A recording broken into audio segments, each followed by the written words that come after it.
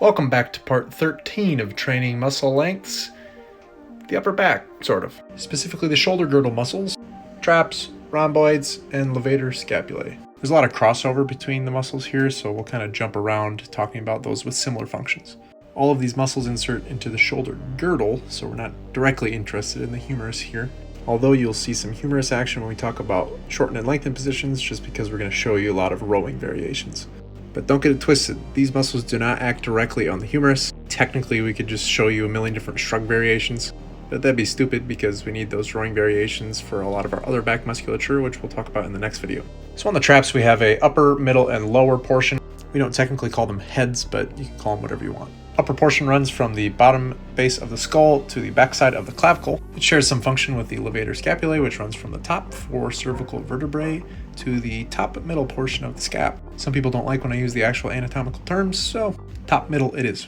Both cause elevation, and the upper trap causes upward rotation, whereas the levator causes downward rotation. We'll get to this aspect in a second, but most importantly, they will both be lengthened in depression and shortened in elevation. Depressed, long; elevated, shortened.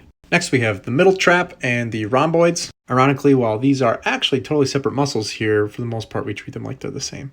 Origin of the middle trap runs from top of the cervical vertebrae to about the 3rd thoracic and inserts into the acromion process. Rhomboids originate at the lower cervical through thoracic 5 vertebrae and insert into the medial border of the scap. Major function of both is retraction, aka adduction, pinching those scaps back together. Rhomboids also play some role in elevation, and the lower rhomboid, the rhomboid major, is a prime mover for downward rotation. This is where we start to get into our upper back style rowing, which will involve maximal protraction in a lengthened position and pitching those shoulder blades back into retraction in the shortened position.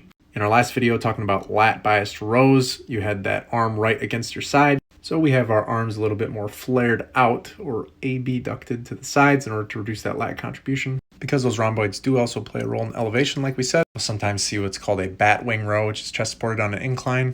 Like any kind of row, the load is going to pull the scaps into protraction at the bottom, but because the incline, it'll also pull them slightly down into some depression, likely lengthening the rhomboids slightly more. So those rhomboids are short at the top, long when his arms are extended, but remember that's because of what's happening up here in the scaps, not necessarily what's happening at the arm itself. And again, lengthened here, especially that middle trap, and shortened.